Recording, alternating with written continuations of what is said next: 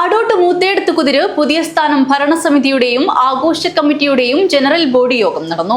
ദേവസ്ഥാന പ്രാദേശിക പരിധിയിലെ SLC പരീക്ഷയിൽ ഉന്നത വിജയം നേടിയ കുട്ടികൾക്കുള്ള അനുമോദനവും സംഘടിപ്പിച്ചു.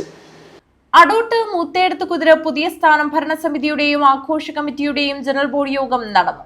ദേവസ്ഥാന പ്രാദേശിക പരിധിയിലെ മുഴുവൻ വിഷയങ്ങളിലും SLC പരീക്ഷയിൽ ഉന്നത വിജയം നേടിയ കുട്ടികളെ ചടങ്ങിൽ വെച്ച് അനുമോദിച്ചു.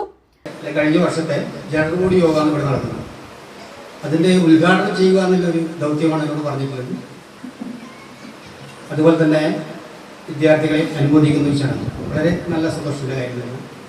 തുടർന്ന് ഇതുപോലെയുള്ള നാട്ടിലെ കലാകാരന്മാരെയും മുതിർന്നവരെ അതുപോലെ തന്നെ ആളുകളെയും ഈ കൂട്ടത്തിൽ നിന്ന് ആദരിക്കണം എന്ന് അതുപോലെയുള്ള പരിപാടികൾ ആദരിക്കുന്നത് വളരെ നല്ല കാര്യമായിരിക്കും. അതുപോലെ തന്നെ ഇന്ന് ഈ ജനറൽ ബോഡി നടക്കുന്നതോടൊപ്പം തന്നെ അടുത്ത കമ്മിറ്റിയുടെ രൂപീകരണം കൂടി ഇവിടെ തുടങ്ങിയായിരുന്നു.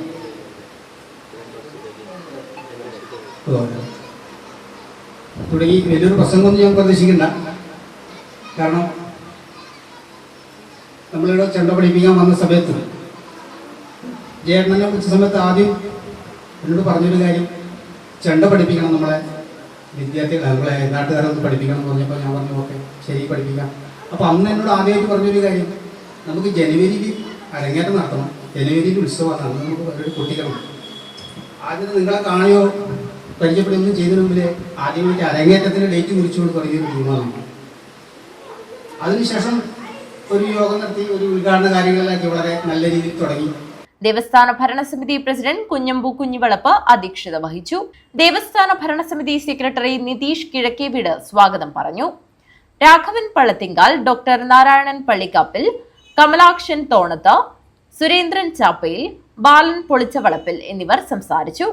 2026 ജനുവരി 28 മുതൽ 31 വരെ നടക്കുന്ന കളിയാട്ട മഹോത്സവത്തിന്റെ ആഘോഷ പരിപാടികളെക്കുറിച്ച് ആഘോഷ committee chairman JNK Adot, convener Sugathan വല്ലത്തുവളപ്പിൽ എന്നിവർ സംസാരിച്ചു. News bureau, Kanhangad.